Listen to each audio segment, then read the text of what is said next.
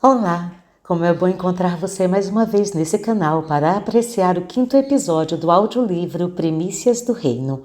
Esse áudio faz parte de uma série na qual a Sociedade Espírita Caminho, Verdade e Vida traz até você essa obra do Espírito Amélia Rodrigues, ditada ao médium Divaldo Pereira Franco. Lembramos que se você ainda não ouviu os áudios anteriores, vai lá que a gente te aguarda por aqui. Agora, se já ouviu, sugerimos que você se recolha naquele cantinho aconchegante, porque neste episódio, nossa querida mentora nos apresentará a história de João Batista. Em nota, a autora espiritual traz como referências deste capítulo as passagens dos Evangelhos de Mateus, capítulo 3, versículos 1 a 17, capítulo 11, versículos 3 a 15 e capítulo 14, versículos 1 a 12. Marcos, capítulo 1, versículos 1 a 8 e capítulo 6, versículos 14 a 29. Lucas, capítulo 3, versículos 1 a 20 e capítulo 9, versículos 7 a 9. E João, capítulo 1, versículos 19 a 37 e capítulo 3, versículos de 27 a 30. Convidamos você a permanecer aqui conosco e desejamos uma boa audição. Primícias do Reino, capítulo 2, o Precursor. A porta abriu rangendo em ferros gastos, e uma figura grotesca assomou à soleira, erguendo o alfanje brilhante de encontro ao retalho de luar que invadira a estreita cela. A noite serena estava envolta em escumilha franjada de prata e se ouviam de longe em longe os surdos sons reveladores da bacanal desenfreada no outro lado. Maqueronte ou Maqueiro, a fortaleza sombria erguida nas comeadas do planalto de Moabe, na Pérea, descortinava horizontes ilimitados. De um lado, o fosso do Mar Morto, caindo 1.200 metros abaixo, e além das imensas planícies, o Monte Nebo, donde Moisés contemplara a terra prometida. Naquela torre da sinistra cidadela, ele já passara 10 meses de doloroso cativeiro. É verdade que não sofrera suplícios. Todavia, isolado dos discípulos amados, a quem no val de Betabara ou nos mananciais da paz em Citópolis pregava a necessidade do arrependimento e a penitência, sofria o amargor da punição indébita.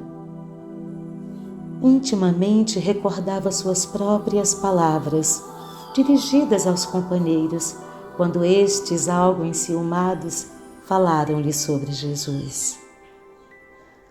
O homem não pode receber coisa alguma se do céu não lhe for dada.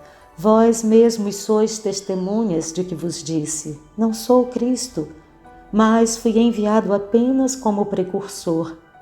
Quem tem a esposa, esse é o esposo. O amigo do esposo que o acompanha alegra-se intimamente quando ouve a voz do esposo, pois esta alegria me coube abundantemente. Convém que ele cresça e que eu diminua. Era março de 29.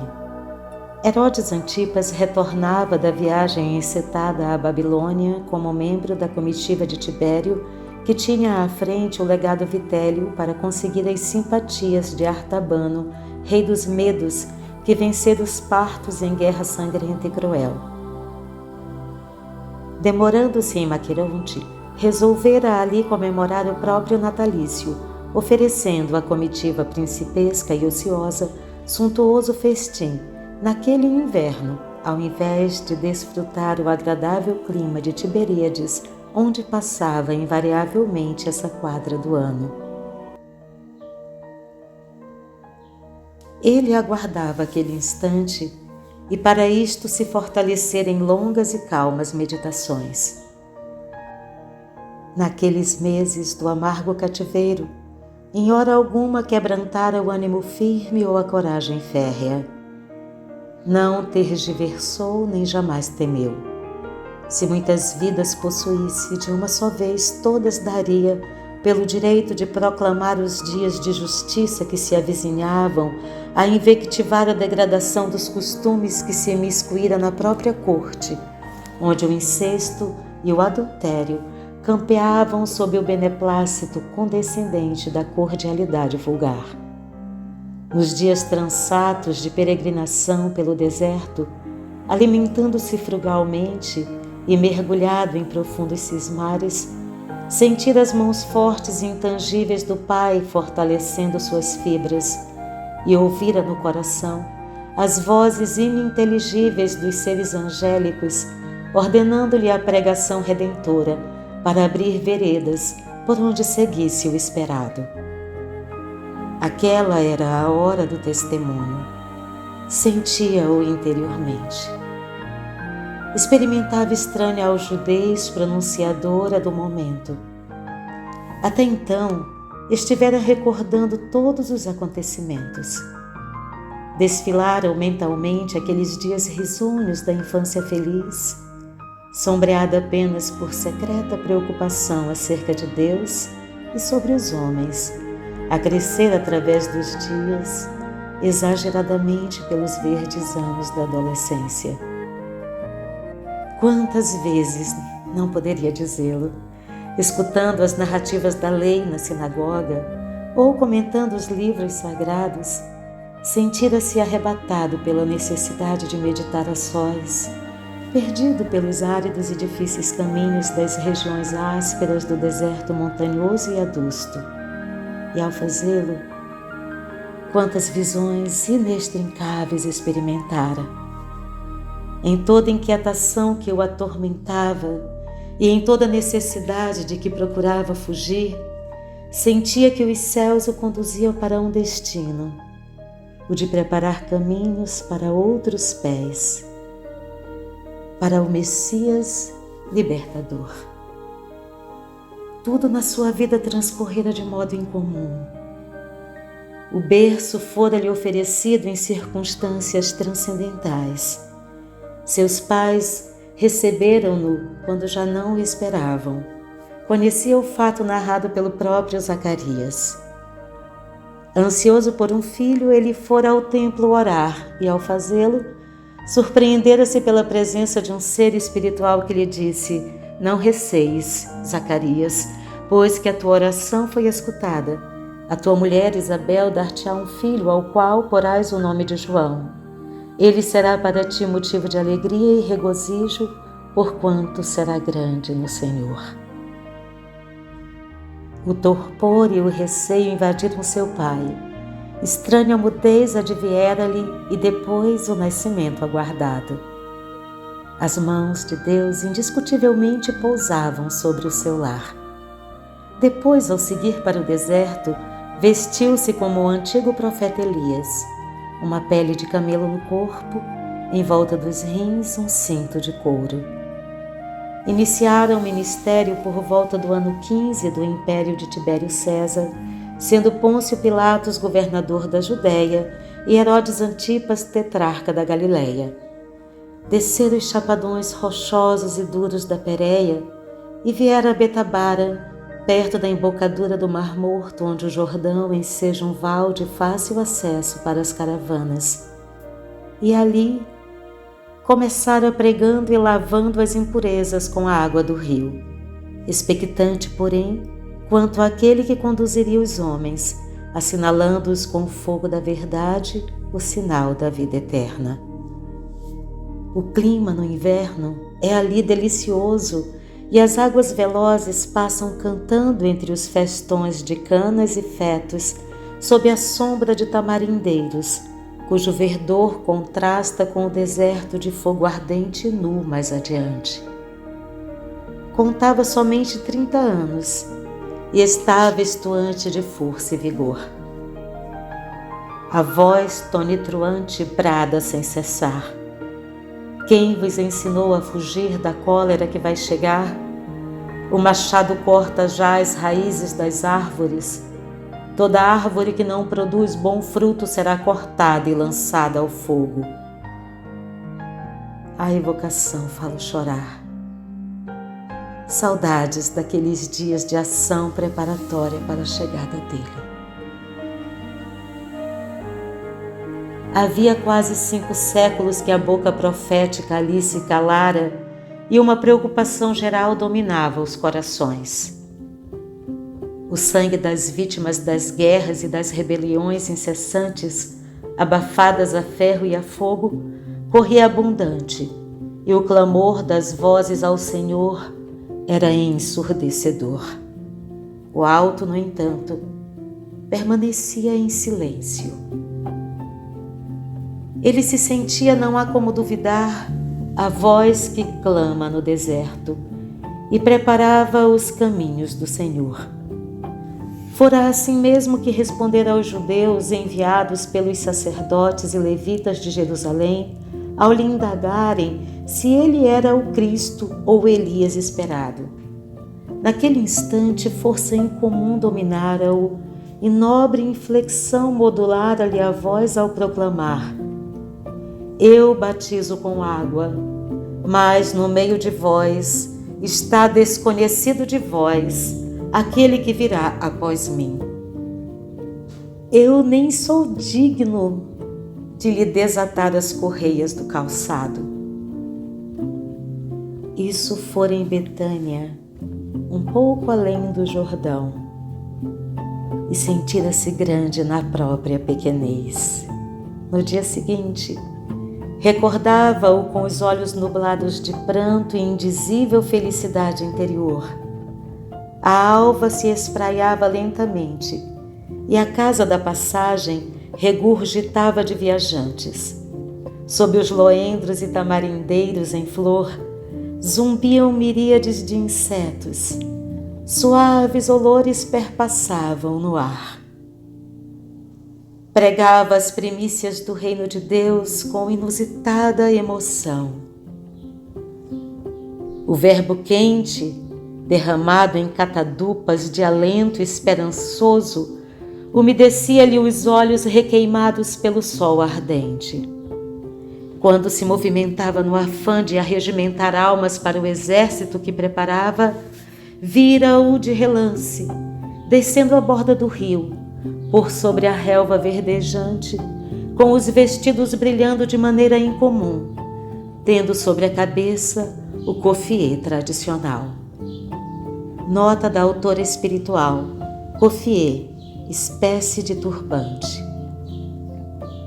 O vaso improvisado para o banho lhe escorregara da mão e ele gritou sem poder dominar-se: Eis o Cordeiro de Deus que tira o pecado do mundo. Este é de quem eu dizia: após mim vem um homem que é maior que eu, porque existia antes de mim. Não o conhecia eu, mas para o tornar conhecido em Israel é que vim com o batismo de água. E aproximando-se disse-lhe: Eu é que devia ser batizado por ti, e tu vens a mim? Deixa por agora, convém cumprirmos tudo que é justo. Ele falava com eloquente grandeza espiritual. Após o ato singelo, ouviu-se uma voz. Se dentro ou fora do espírito, rememorando, não saberia dizê-lo. Este é o meu filho querido, no qual pus a minha complacência. Tudo acontecera em janeiro do ano anterior e parecia tão próximo. Ele se afastara pelo mesmo caminho por onde transitavam os rebanhos, desaparecendo entre os renques de tamareiras. Não voltara a vê-lo outra vez, não tivera a felicidade de dialogar com ele. Uma tranquila confiança empolgara-lhe o espírito desde então. Pôs-se a verberar com mais ardor contra a degeneração moral onde esta se encontrasse. Foi visitar o tetrarca e, sem trepidar, invectivou-lhe a conduta. Como pudera aquele reizete pusilânime e ignóbil trair a filha de Aretas, rei dos nabateus, que se vira obrigada a buscar refúgio além da Pérea, em Petra, junto ao pai, enquanto ele recebia a esposa do seu meio-irmão, Herodes Filipe I, que vivia em Roma como cidadão, sem qualquer título, e era filha de outro meio-irmão, Aristóbulo, apaixonado como a avó Mariane, a Asmoniana, assassinada por Herodes o Grande. As palavras veementes queimavam, e Antipas o ouvira, impressionado. Fraco, porém, ou indiferente, não tivera o príncipe a nobreza de libertar-se da estranha paixão, nem sequer reagira. Sabia, no entanto, da ira que empolgara a alma da mulher ferida no seu orgulho e desfaçatez. A noite sonhava muito longe, e o vento frio corria por sobre os montes do Galaade. Os pífaros agudos varam a noite estrelada, e as sombras no salão de festas da fortaleza dançam retalhadas pelas flamas vermelhas das lâmpadas de cobre e cristal suspensas. As recordações continuam a assaltá-lo na masmorra fria e infecta. Quantas humilhações, que todavia não o feriam. No íntimo recordava: é necessário que ele cresça e que eu diminua. Gostaria de ter ouvido, conversado com o ungido. À mente vinha a lembrança de Moisés, atormentado no alto Nebo, fitando a terra eleita, sem lobrigar a alcançá-la. Com esse receio no coração, nascido talvez dos dias de solitária e triste reclusão, mandara 2 discípulos procurarem Jesus, de quem tanto ouvia falar, para saber. A resposta não chegara, e a hora era aquela, a sua hora. O suor começou a escorrer abundante. Estava, porém, em paz. Seu espírito, preparado para o testemunho, não acalentava ilusões. Forjara a esperança nos foles, fornos e bigornas do ascetismo, da dedicação e da confiança totais. Levantou-se, aspirou o ar tranquilo da noite, examinou a nesga de céu bordado e lavado de luar, fitou o carrasco que o contemplava soturno à porta aberta. A voz soou firme como no passado, embora o desgaste orgânico. Estou pronto, disse. Ajoelhou-se sobre a palha imunda do cubículo e curvou a cabeça para baixo. Na manhã clara, meses antes, na Galiléia formosa, os discípulos de João, ansiosos, interrogaram o estranho e nobre rabi: És tu aquele que há de vir, ou devemos esperar por outro? Ide, respondeu jubiloso, e contai a João o que ouves e vedes. Os cegos veem, os coxos andam, os leprosos tornam-se limpos, os surdos ouvem, os mortos ressuscitam, e aos pobres é anunciada a boa nova. Feliz de quem não se escandalizar de mim. Logo se afastaram, comovidos e fascinados. O mestre, tocado de ternura pelo prisioneiro que o mandara inquirir, falou: Que saístes a ver ao deserto? Um caniço agitado pelo vento? Pois que saístes a ver? Um homem em roupas delicadas? Ora, os que trajam roupas delicadas residem nos palácios dos reis. Por que, pois, saístes? Para verdes um profeta? Sim, declaro-vos eu, e mais que um profeta, porque este é de quem está escrito: Eis que envio a preceder-te o meu arauto, a fim de preparar o caminho diante de ti.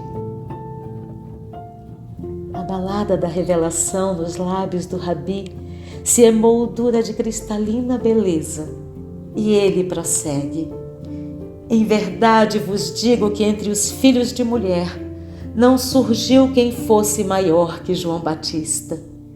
Entretanto, o menor no reino dos céus é maior que ele. Desde os dias de João Batista até hoje, o reino dos céus sofre violência e os homens violentos o tomam de assalto, porque todos os profetas e a lei até João vaticinaram.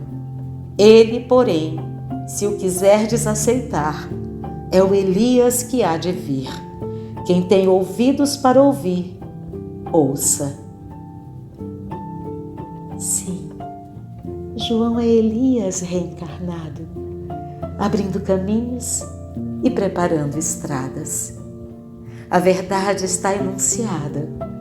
Luz nova projeta-se nos dédalos da ignorância multimilenar.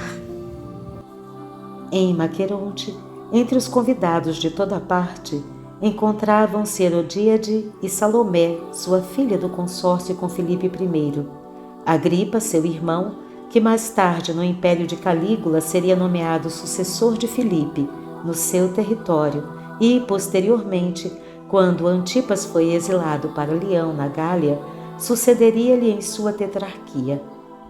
Também lá estava Herodes Filipe II, o tetrarca pacífico da Gaula Nítida e Traconítida, que em breve tempo casaria com Salomé.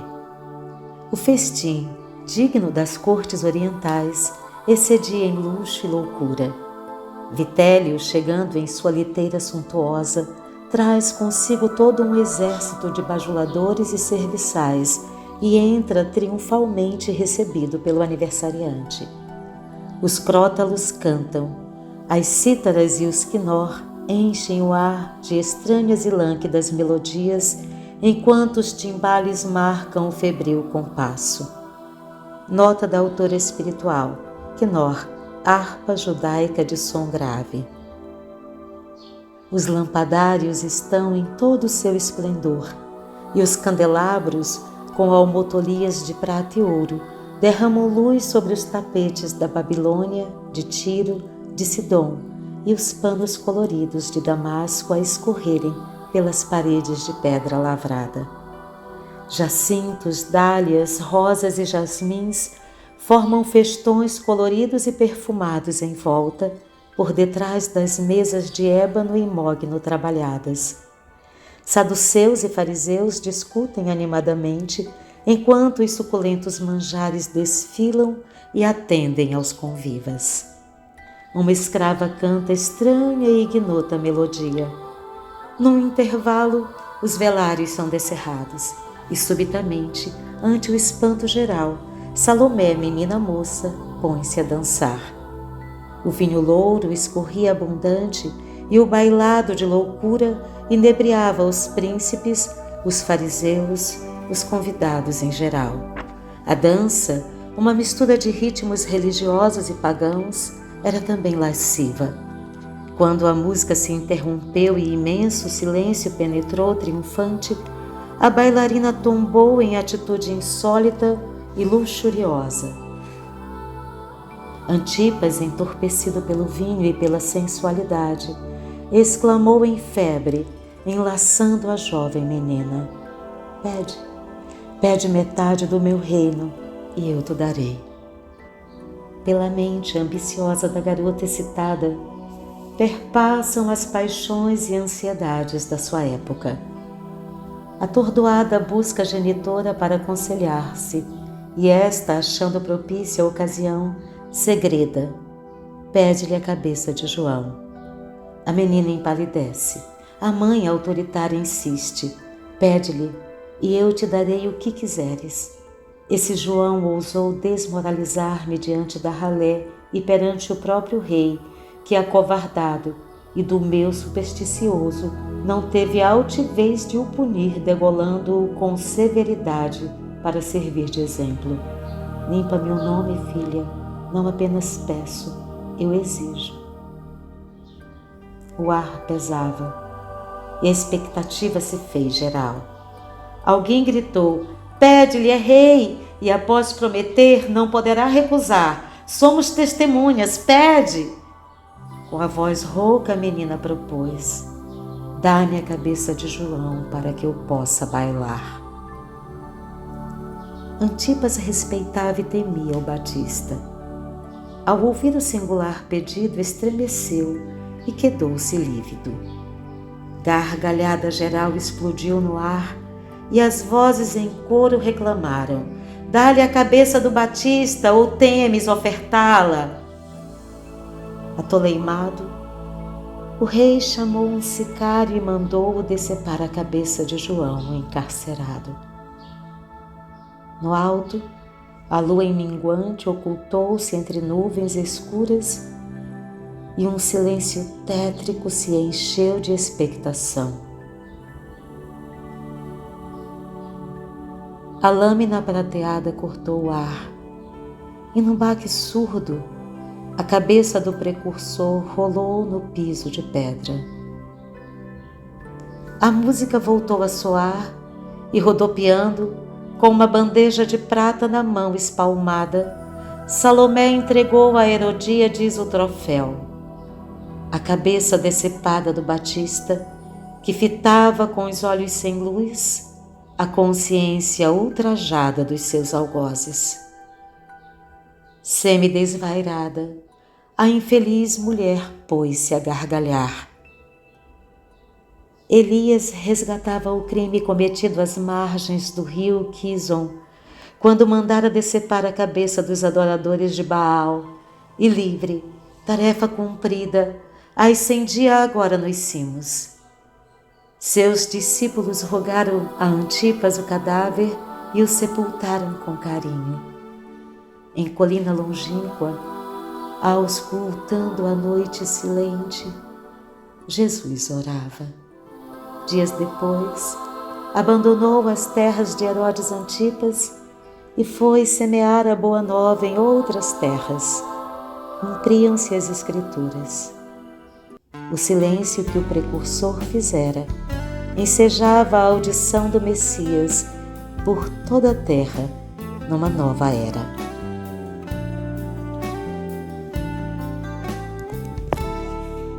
Crisálida, liberta tuas asas para a amplidão, esplende a tua luz em forma de canção e faz brotar a paz no olhar do teu irmão, do irmão.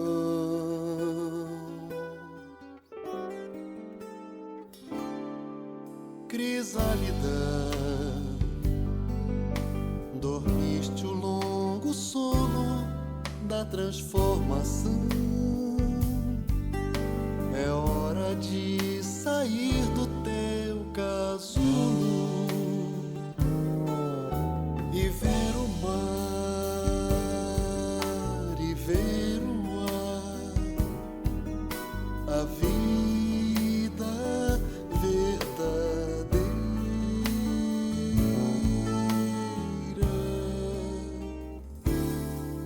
Crisálida, liberta tuas asas para a emoção. Evolve o amor que paira no teu coração e vem voar comigo, amigo.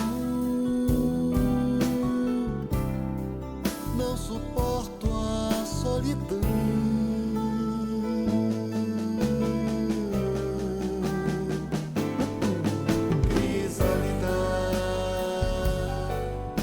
Liberta teus anseios, os teus medos. Emerge para o sol os teus segredos. A luz te guiará, a luz te guiará, a luz.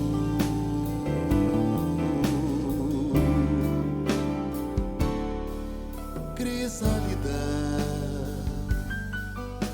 dormiste o longo sono transformação.